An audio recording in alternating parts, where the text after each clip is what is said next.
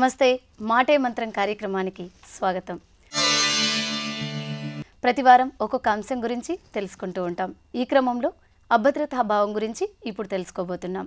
అభద్రతా భావం లక్షణాలేంటి, వాటిని ఏ విధంగా అధిగమించవచ్చు, ఈ విషయాలన్నీ ఐఎస్ శ్రవంతి గారి ద్వారా తెలుసుకోబోతున్నాం. నమస్తే అండి. నమస్కారం అండి.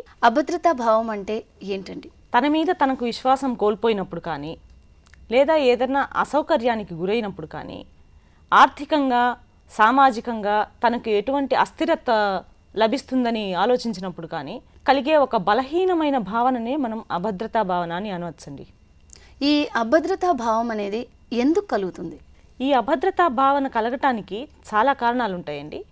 మొదటగా మనము చిన్నతనం నుంచి తీసుకున్నప్పుడు మన సామాజిక కారణాలు, రెండవది మన ఎన్వైరన్మెంటల్ ఫ్యాక్టర్స్ అంటాం.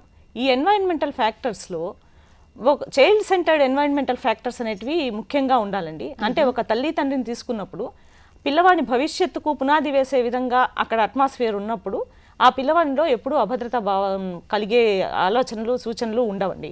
కానీ అటు కాకుండా పిల్లవాడిని పక్కకు నెట్టేసి భార్యాభర్తలు పోట్లాడుకుంటూ ఒక విధమైన అభద్రతను క్రియేట్ చేసేటట్టుగా అతనికి సిచ్యువేషన్ ఉన్నప్పుడు మాత్రం తప్పనిసరిగా ఆ పిల్లవాడిలో నెగిటివ్ ఫీలింగ్స్ వచ్చి పెరిగే కొద్దీ తనలో అభద్రతా భావనలు ఏర్పడతాయండి. కాబట్టి ఈ అభద్రతా భావన పెరగటానికి చిన్నతనమే బేస్మెంట్. అదే కాకుండా మనిషికి కొన్ని తన ఎక్స్టర్నల్ ఇంటర్నల్ ఫ్యాక్టర్స్ రెండు ఉంటాయండి ఇందులో. అంటే ఇంటర్నల్గా కూడా మనిషి ఎప్పుడైనా అనారోగ్యానికి కారణమైనప్పుడు కానీ, అనారోగ్యం పరమైనప్పుడు కానీ, లేదా తనకు ఎటువంటి సామాజికంగా ఎటువంటి కుదుపులు అనుకోకుండా కొన్ని ఊహించని సంఘటనలు, లేదా గత అనుభవాలు, ఘోరమైన గత అనుభవాలు, ఇటువంటి దుఃఖమైన గతము ఉన్నప్పుడు కూడా వాటిని తలుచుకుంటూ కూడా అభద్రతా భావనకు గురయ్యే సూచనలు కూడా ఉన్నాయండి. చిన్నతనంలో అభద్రతా భావం తల్లిదండ్రుల వల్ల లేక పరిస్థితుల వల్ల వస్తుందన్నారు. అలా కాకుండా అంటే చిన్నతనం నుంచి అభద్రతా భావం లేకుండా ఒక పిల్లవాడు పెరిగాడు, కానీ పెద్ద అయిన తర్వాత వారిలో ఏ కారణాల వల్ల అభద్రతా భావం వస్తూ ఉంటుంది? నేను ఇందాక చెప్పినట్లుగా తన గత అనుభవం లేదా తన చుట్టుపక్కల కొన్ని సంఘటనలను చూసి తను భయపడటం, ఇటువంటి వాటి వల్ల కూడా అభద్రతా భావన కలుగుతుందండి. అది ఎలా బయటపడుతుంది? తనకు అభద్రతా భావన ఉన్నది అనడానికి మొదటి కారణం ఈర్ష్య, జలస్ అంటామండి. మనము మన పురాణ గ్రంథాలు తీసుకున్నప్పుడు కూడా ఈ ఈర్ష్య అసూయల వల్ల మనం చాలా నష్టపోవడం జరుగుతుందండి. అంటే దానికి ఉదాహరణగా రామాయణంలో కైకేయి పాత్ర మనం తీసుకోవచ్చండి. ఆమెకు మందర ఏదో చెప్పటం వల్ల తను తన వారసుడు అంటే తన పుత్రుడికి ఎక్కడ రాజ్యం సంప్రాప్తించకుండా పోతుందో అని తను ఈర్ష్యతోటి అసూయతోటి దశరథ మహారాజును కోరరాని కోరికలు కోరటము, అక్కడి నుంచి శ్రీరామచంద్రుడిని అడవులకు పంపటము, రామాయణం మొత్తం జరగటం మనకు తెలిసిందే అండి. కాబట్టి ఈ ఈర్ష్య అనేది అభద్రతా భావానికి ప్రధానమైన కారణం అండి. మరి ఆడవారికి ఎక్కువగా ఈర్ష్య ఉంటుందంటారు, అంటే ఆడవారికే అభద్రతా భావం అనేది ఎక్కువగా ఉంటుందా? మగవాళ్ళలో కూడా ఉంటుందండి. దీనికి ఆడ మగ గొప్ప పేద అన్న అటువంటి జెండర్ డిఫరెన్స్ కానీ ఇటువంటివి ఏమీ లేదండి. ముఖ్యంగా మగవాళ్ళలో అభద్రతా భావనను మనం భార్యాభర్తల్లో చూడవచ్చు, ఉద్యోగస్తుల్లో చూడవచ్చు. ఇంకా హిరణ్యకశిపుడు కూడా అభద్రతా భావానికి గురి అవుతాడు.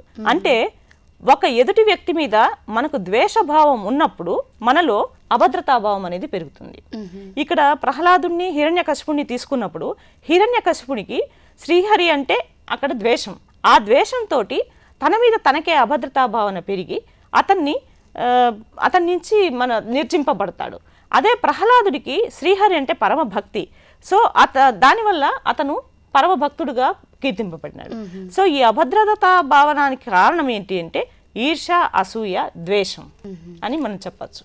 అభద్రతా భావన అనేది మనకుంది అని మనం ఎలా తెలుసుకోగలం? ఈ అభద్రతా భావన మనకుంది మనం తెలుసుకోవటం కంటే ఇతరులు త్వరగా గ్రహిస్తారండి. ఈ అభద్రతా భావన ఉన్నప్పుడు మనిషి సాధారణంగా తను చేస్తున్న డే టు డే యాక్టివిటీస్ నుంచి కూడా డీవియేట్ అయిపోతూ ఉంటాడు. చేయవలసిన పనులలో తనకు ప్రొడక్టివిటీ దెబ్బతింటుంది, ఫంక్షనలిజం దెబ్బతింటుంది. అంటే మామూలుగా ఉద్యోగంలో తను చేయవలసిన పనులు సరిగ్గా చేయలేకపోవచ్చు. ఇంటర్పర్సనల్ రిలేషన్షిప్స్ దెబ్బతింటాయి.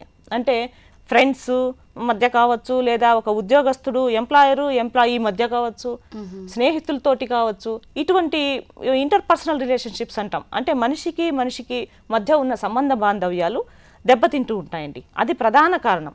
ఇటువంటివి ఎట్లా దెబ్బతింటాయంటే చాలా తీవ్ర స్థాయిలో దెబ్బతింటాయి, మళ్ళీ కరెక్ట్ చేసుకోలేనంత విధంగా దెబ్బతింటూ ఉంటాయి. అప్పుడు అంటే ఒక సంఘటన జరిగినంత మాత్రాన్నే అది అభద్రతా భావన అని మనము అంచనా వేయాల్సిన పని లేదు.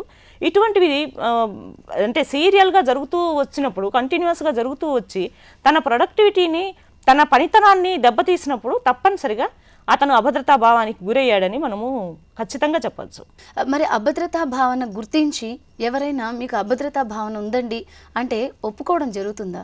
ఆ వ్యక్తి అయితే ఒప్పుకోడండి. సాధారణంగా అభద్రతా భావన వచ్చిన వ్యక్తి అంటే మనం మామూలుగా చూస్తుంటాం, దొంగను పట్టుకొని నువ్వు దొంగ అంటే ఎవరు ఒప్పుకుంటారండి? అలాగే అభద్రతా భావనకు నువ్వు గురి అయ్యావంటే దాన్ని తను మళ్ళీ సెల్ఫ్ లో ఎస్టీమ్కు గురయ్యి, అంటే అక్కడ ఆత్మవిశ్వాసం లోపిస్తుంది. ఎవరినైనా కూడా నువ్వు అభద్రతా భావానికి గురయ్యావు అన్నప్పుడు వాళ్ళల్లో ఆ లో ఎస్టీమ్ అనేది దెబ్బతిని తను దాన్ని ఒప్పుకోకుండా అగ్రెసివ్గా, వైలెంట్గా బిహేవ్ చేసే ప్రమాదం కూడా ఉందండి. కాబట్టి అది డైరెక్ట్గా చెప్పటం కంటే అతనికి ఏ విధంగా ప్రవర్తన మార్చొచ్చో మనము ఆ విధమైన ప్రణాళిక వేసుకోవటం బెస్ట్. స్రవంతి గారు, మన కుటుంబ సభ్యుల్లో ఎవరికైనా అభద్రతా భావం ఉంది అని మనం గ్రహించినట్లయితే వారు దానిని అధిగమించేలా మనం ఏం చేయాలి? మంచి ప్రశ్న వేశారండి. ఇప్పుడు మనము సాధారణంగా ఒక గింజను నాటుతాం, ఒక విత్తనాన్ని భూమిలో నాటుతాం. అది మొలకెత్తడానికి కావలసిన సాయిల్ను, సూర్యరశ్మిని, వాటర్ను, తగిన అవసరాలన్నింటినీ మనం అందిస్తాం. అదేవిధంగా ఒక మనిషికి, మన కుటుంబ సభ్యునికి ఈ విధంగా అయిందన్నప్పుడు మన వంతు సహకారాన్ని అందిస్తూ అతనికి కావలసిన కౌన్సిలింగ్ కానీ, సైకోథెరపీ కానీ ఇవ్వటంతో పాటు మన వంతు సహకారం కూడా అందించాలండి. ఆ విధంగా మనం అందించినప్పుడు అతని పరిస్థితులను కొంతవరకు చక్కబెట్టచ్చు. అంటే ఒక్కొక్కసారి వాళ్ళు నాకే ఎందుకు ఇలా అయింది, అభద్రతా భావన ఉన్నవాళ్ళు సాధారణంగా ఏమంటూ ఉంటారు, నాకు ఇలా అదృష్టం ఉంది, నేను ఇలా ఎందుకు అయ్యానో, నాకు ఒక్కడికే ఈ విధంగా జరుగుతోంది, ఇంకెవరికి ఇలా లేదు, నా జీవితమే కష్టమేమో, అన్ని కష్టాలు నాకే ఉంది అన్నట్లుగా, అంటే ప్రపంచంలో ఉండే బాధలన్నింటినీ తన భుజాల మీదనే మోస్తున్నట్టుగా మాట్లాడుతుంటారు. సో అటువంటప్పుడు ఎందుకు ఇలా జరిగింది అనే దానికంటే జరిగితే ఏమైంది, వై అనే బదులు సో వాట్ అన్నట్టుగా మనం వాళ్ళకు ఎక్స్ప్లెయిన్ చేయగలగాలి. అలా చేసినప్పుడు ఇలా జరిగింది నీకు అంటే, గతంలో ఒక వ్యక్తి పరీక్షలో ఫెయిల్ అయ్యాడు అనుకుందాం, తను మళ్ళీ ఇంకొకసారి పరీక్ష రాసినప్పుడు తనకి అదే అభద్రతా భావన వస్తుంది. లాస్ట్ టైం ఫెయిల్ అయ్యాను, ఈసారి కూడా అలా అవుతుందేమో. అటువంటప్పుడు లాస్ట్ టైం ఫెయిల్ అయితే ఏమైంది, ఈసారి ఇంకా మంచి మార్క్స్ తోటి నువ్వు కాలేజ్ ఫస్ట్ అవ్వచ్చు, స్టేట్ ఫస్ట్ అవ్వచ్చు, ఈ విధంగా ఎంకరేజ్ చేస్తూ అతన్ని ఆ అభద్రతా భావనను మనం పోగొట్టినప్పుడు తనలో తప్పనిసరిగా మార్పు అనేది కలుగుతుందండి. ఇప్పుడు మనము పురాణాలు తీసుకున్నప్పుడు టోటల్ సరెండరెన్స్ టు ది గాడ్ అనేది చాలా ఇంపార్టెంట్. ఇది అభద్రతా భావాన్ని ఎలా నివారించాలి అనే దాంట్లో ఇది కూడా ఒక పార్ట్ అండి. అంటే ఆధ్యాత్మికత లోపించినప్పుడు మనము స్వార్థ ప్రయోజనాల కోసము మన మెటీరియలిస్టిక్ వరల్డ్లో ఎక్కువ ధనం సంపాదించాలి, ఎక్కువ బిల్డింగ్స్, అపార్ట్మెంట్స్ కట్టుకోవాలి, ఎక్కువ ఏసీ కార్లలో తిరగాలి, ఇటువంటి ధోరణులతోటి అసలు భగవంతుడిని మర్చిపోయి మన ఆధ్యాత్మికతను మనము తగ్గించుకుంటూ ఉంటాం. అటువంటప్పుడు కూడా మనకు ఇటువంటి అభద్రతా భావన ఏర్పడుతుంది. అంటే మనం సంపాదించిన ఆస్తి ఎవరైనా తీసుకెళ్తారేమో, మనం నమ్ముకున్న వ్యక్తి మనకు కాకుండా వెళ్ళిపోతాడేమో, ఇటువంటి కారణాల వల్ల కూడా అభద్రత అనేది నిండుకుంటుంది. సో అందుకని అప్పుడప్పుడు మనం ఏం చేయాలంటే మన మనసునంతా ఆధ్యాత్మికత వైపు మళ్లించుకోవాలండి. తప్పనిసరిగా భగవంతుని మీద టోటల్ సరెండరెన్స్ అంటాం, టోటల్ సరెండర్. ఆ విధంగా సంపూర్ణంగా భగవంతునికి మనం సమర్పించుకున్నప్పుడు మనలో ఈ అభద్రతా భావన అనేది తొలగిపోతుంది. దీనికి ఉదాహరణగా నేను చెప్పగలను. ఇప్పుడు మనం మహాభారతం తీసుకుంటే దాంట్లో పాండవులు, కౌరవులు ఇరు పక్షాలు. ఈ పాండవులు అనేవాళ్ళు మంచికి ప్రతీకలైనా కూడా నిరంతరము కౌరవుల చేత అభద్రతా భావానికి గురి కాబడుతూనే ఉన్నారు. ఆ ప్రయాణంలోనే వాళ్ళు భూగర్భంలో లాక్షాగృహంలో ఉండటము, ఆ లాక్షాగృహం కూడా దహింపబడటము. సో ఇవన్నీ వాళ్ళని అభద్రతకు గురి చేసినా కూడా దానిని అధిగమించడానికి వాళ్ళు నారాయణుడైన శ్రీకృష్ణుని నమ్ముకొని టోటల్ సరెండర్ అయ్యారు. ఆ విధంగా అవ్వటం వల్ల వాళ్ళు అజ్ఞాతవాసం నుంచి విజయవంతంగా బయటపడము, తమ ఆయుధాలన్నీ శమీ వృక్షంపై పెట్టి ఆ శమీ వృక్షం నుంచి శమీ అయితే పాపం అని వాటిని తీసుకొని ఆ విజయదశమిని మనం సెలబ్రేట్ చేసుకోవడం కూడా చేస్తూనే ఉన్నాం. కాబట్టి ఈ టోటల్ సరెండరెన్స్ అనేది కూడా ఈ అభద్రతా భావాన్ని తప్పనిసరిగా నిర్మూలిస్తుందండి. అంటే ఈ మొత్తం భారం దేవుడి మీద వేయమంటారు కొంతవరకు. అంటే మన కర్తవ్యం, శ్రీకృష్ణ భగవానుడు భగవద్గీతలో చెప్పినట్టుగా మన కర్తవ్యం మనము నిష్కల్మషంగా నిర్భీతితో ఏ విధంగా చేయాలనో, ఎంత ఎక్స్టెండ్ చేయాలో అంతా చేసి ఫలితాన్ని భగవంతుడి పైన వదలాలండి. అంతేకాని మొత్తం భారం అంతే కదండి. మరి గాలిలో దీపం పెట్టి దేవుడా నువ్వు కాపాడంటే ఎలా అవుతుంది? దానికి కావాల్సిన వత్తి వేయాలి, ఆయిల్ వేయాలి, చిమినీ పెట్టాలి, చేతులు అడ్డం పెట్టాలి. ఇవన్నీ చేసినప్పుడే దీపం దేదీప్యమానంగా వెలుగుతుందండి. ఎవరికైనా వాళ్ళ జీవితం కూడా ఇదే ఉదాహరణగా తీసుకోవచ్చు. చాలా బాగుంది. స్రవంతి గారు, ఈ అభద్రతా భావం లక్షణాలు ఏ విధంగా ఉంటాయి? మొదటి లక్షణం ఇందాక మనము చర్చించుకున్నాము. దీనికి మొదటి లక్షణము జలసి, ఈర్ష్య చెప్పారు. దీని తర్వాత వచ్చి ఓవర్ డిపెండెన్సీ.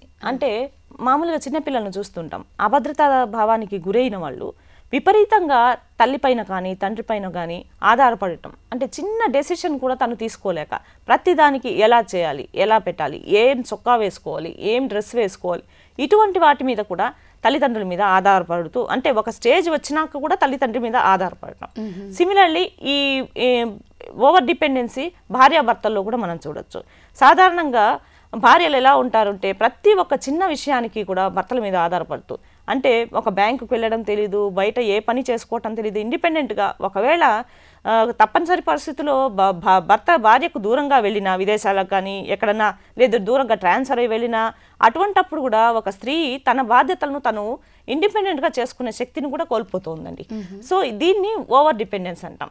ఇది ఎందువల్ల వస్తుంది అంటే అభద్రతా భావానికి గురి కావటం వల్ల వస్తుంది. మూడవది విపరీతమైన కంటిన్యూస్ యాంగర్. అంటే ఈ అభద్రతా భావానికి గురైనప్పుడు ఒక విధమైన చిరాకు కలుగుతుంది మనిషికి, ఇరిటబిలిటీ అంటాం. ఈ ఇరిటబిలిటీ తోటి ప్రతి చిన్న విషయానికి దానికి కారణం ఉన్నా లేకపోయినా ప్రతి ఒక్కరి మీద, ఎదుటి వాళ్ళ మీద, వాళ్ళు పెద్దవాళ్ళ చిన్నవాళ్ళ అని కూడా చూడరు, వాళ్ళ మీద ఊరికే చిరాకు పడుతూ ఉంటారు. సో ఈ కంటిన్యూస్ యాంగర్. తర్వాత లో సెల్ఫ్ ఎస్టీమ్. అంటే ఇవన్నీ జరగటం వల్ల ఇంటర్పర్సనల్ రిలేషన్షిప్స్ తప్పనిసరిగా దెబ్బతింటాయి. అంతే కదండి. ఫ్రెండ్స్ను పెద్దవాళ్ళను ఎలా పడితే అలా చెడాబడా తిట్టినప్పుడు ఇంటర్పర్సనల్ స్కిల్స్ అనేటివి తప్పనిసరిగా, ఇంటర్పర్సనల్ రిలేషన్షిప్స్ అనేటివి తప్పనిసరిగా దెబ్బతింటాయి.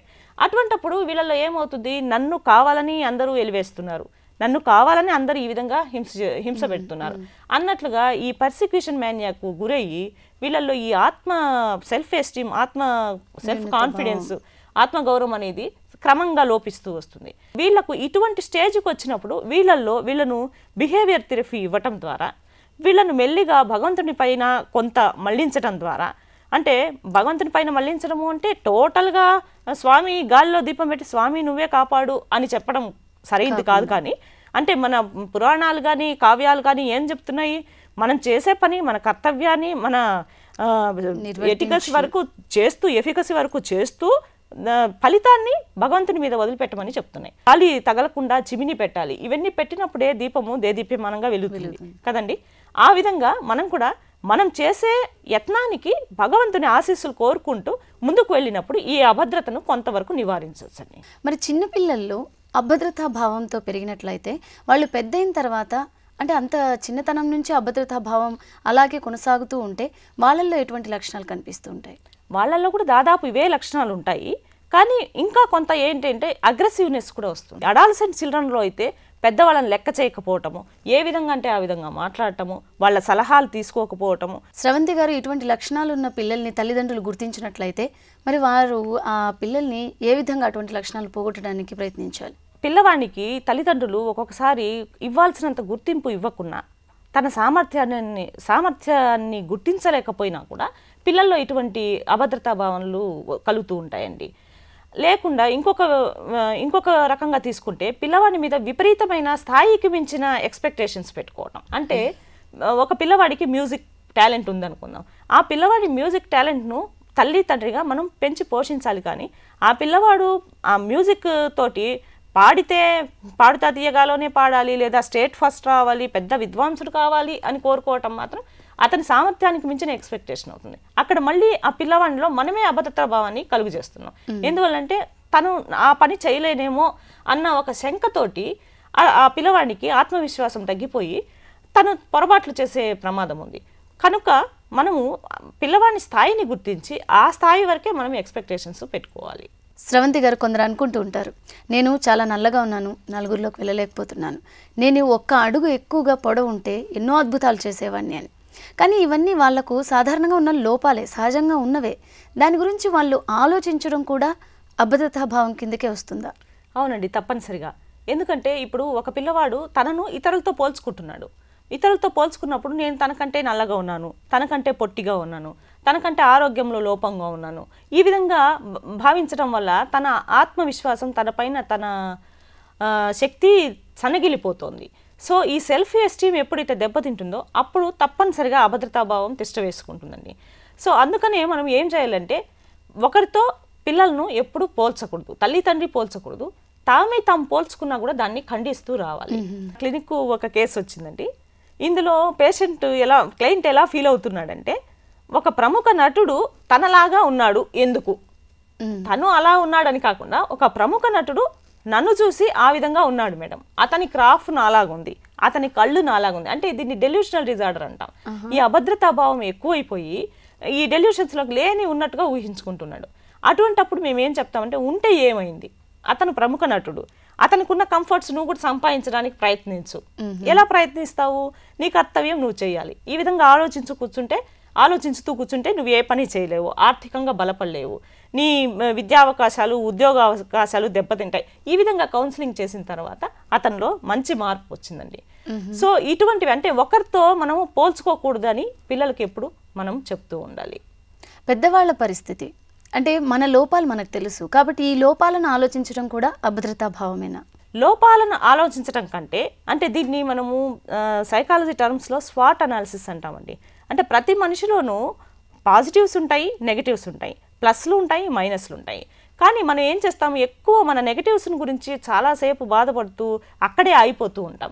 అటువంటప్పుడు అంటే మన సామర్థ్యానికి తగిన గోల్స్ నిర్ణయించుకున్నప్పుడు మనకు ఇటువంటి నిరాశలు, నిస్పృహలు కలగవండి. ప్రతి మనిషి తన సామర్థ్యం కంటే 10% మాత్రమే లక్ష్యాలను ఎక్కువగా ఉన్నతంగా ఊహించుకోవాలి.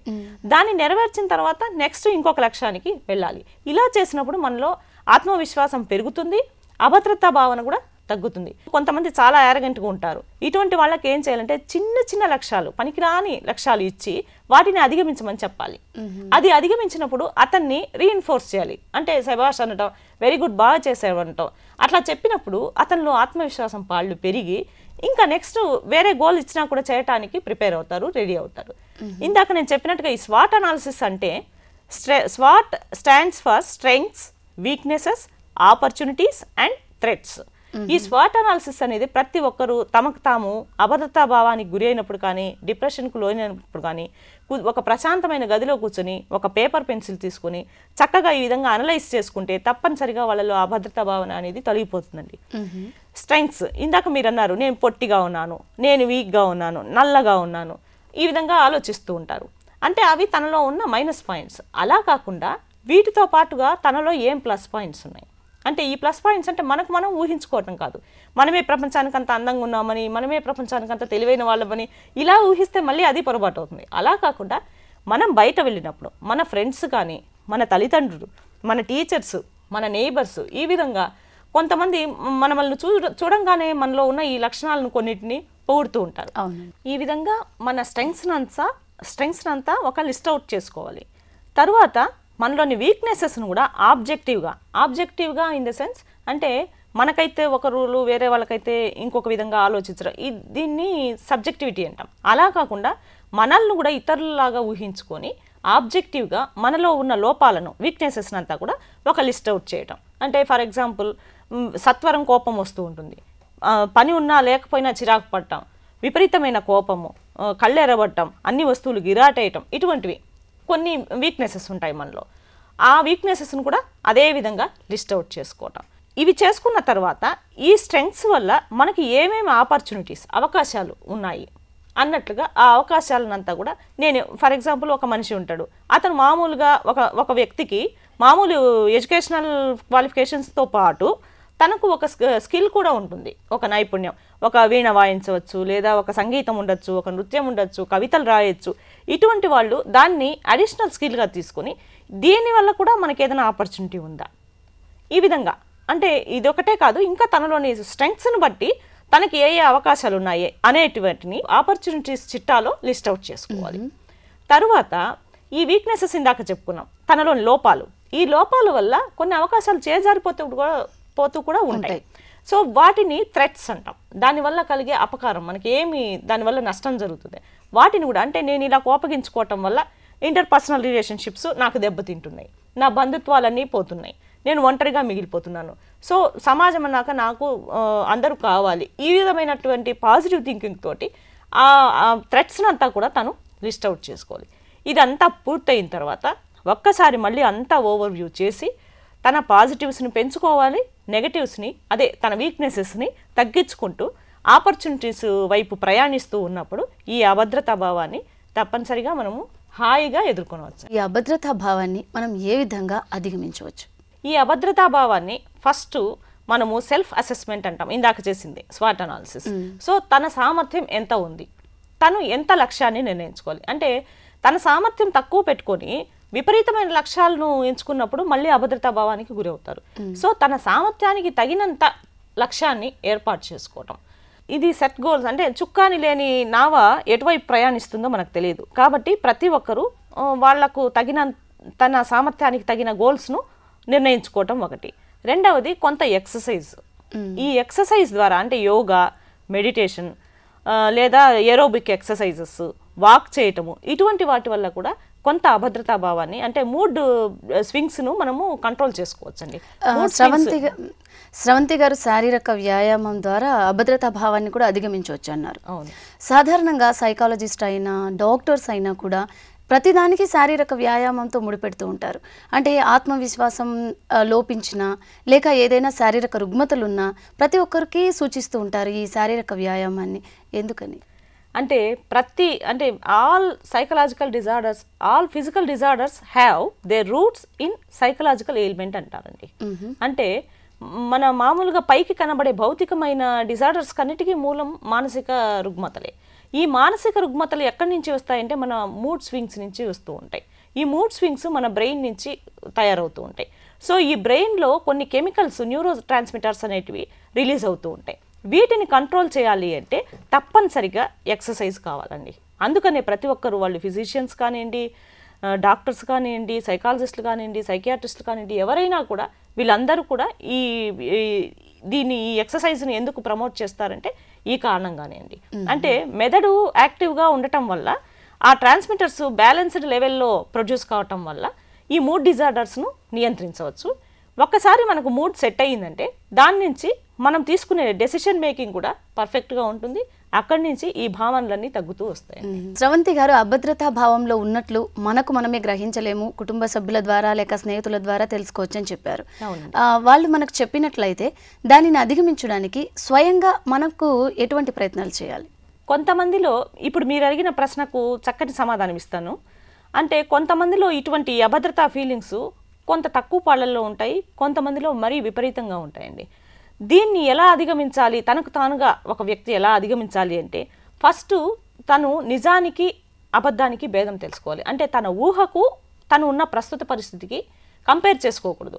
ఆ ఊహను ఊహగానే భావించాలి, తను ఉన్న ప్రస్తుత పరిస్థితిని ఆ విధంగానే స్వీకరించాలి. ప్రతిదీ నేను అనుకున్న విధంగానే జరగాలి, నేను ఈ విధంగా అనుకున్నాను, నేను ఈ విధంగానే చేస్తాను అన్న ఈ సెల్ఫ్ ట్రాప్ అంటాం, దీని నుంచి తను బయటపడాలి. పరిస్థితికి అనుగుణంగా తనను తాను మార్చుకోవటానికి తను ప్రయత్నించాలి. ఈ రెండిటి వల్ల కూడా మనము అభద్రతా భావాన్ని అధిగమించవచ్చు. ఇంకా ఆధ్యాత్మికత, ఇందాక చెప్పాను, టోటల్ సరెండరెన్స్. అంటే ఏదో ఒక మంచి నామాన్ని జపించడం ద్వారా, భగవంతుడిని కీర్తించడం ద్వారా భగవంతుడిని శ్రవణం, మంచి భగవత్ భక్తి గీతలు వినడం ద్వారా కూడా కొంత అభద్రతా భావనలు తగ్గుతాయి.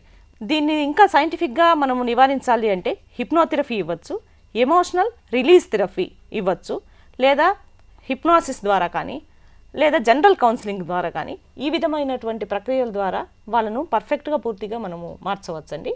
ఇంకా మనిషి తనకేదో కీడు జరుగుతుందేమో, తనకు ఆర్థికంగా కానీ సామాజికంగా కానీ అభద్రత అంటే అస్థిరత్వం లభిస్తుందేమో అని ఊహించకుండా ఇలాంటి సంఘటనలు జరుగుతాయేమో అన్న బలహీన భావాలను తప్పించుకోవటంలోనే ఈ అభద్రతా భావన అనేది నిండిపోతుందండి. ఇప్పుడు జంతు సమూహాన్ని తీసుకున్నప్పుడు ఒక ఆహారానికి కానీ వేటకు కానీ జంతువులు, ఇప్పుడు పులి, సింహము, ఇవి వైల్డ్ అనిమల్స్ అంటాం, ఇవి గుంపులుగా వెళ్తాయి. ఇంకా తోడు తీసుకొని అన్నీ ఒక్కసారిగా సమూహంగా, మేకలను కూడా మనం చూస్తుంటాం, అవి కూడా సమూహంలో పోయి మేతకు వెళ్ళి చేసుకొస్తాయి. అదే మన స్థాయికి మానవ సమూహానికి వచ్చినప్పుడు మాత్రం ఒక మనిషిని చూస్తే ఇంకొక మనిషికి కుదరదు. ఎందువల్ల అంటే తను అనుకున్నది ఇంకొకరు లాగేసుకుంటారేమో, అభద్రతా భావం. తను అనుకున్న విధంగా అనుకున్నది జరగదేమో, ఇటువంటి ఊహలు అంటే అపోహలు. ఆ అపోహల వలన మనిషి అభద్రతా భావానికి లోనవుతాడు. కాబట్టి ఇది చక్కని ఉదాహరణ. భక్తి భావాలను పెంపొందించుకోవటం వలన నేటి సమాజంలో ఎంతైనా మనము అభద్రతా భావాన్ని నిర్మూలించుకొని చక్కగా ముందుకు సాగవచ్చని నేను చెప్పదలుచుకున్నానండి. చాలా బాగా తెలియజేశారండి. అభద్రతా భావం అంటే ఏంటి, దాని లక్షణాలు ఏంటి, దానిని ఏ విధంగా అధిగమించవచ్చు, ఇవన్నీ మాకు చాలా చక్కగా వివరించారు. ధన్యవాదాలండి. ధన్యవాదాలు.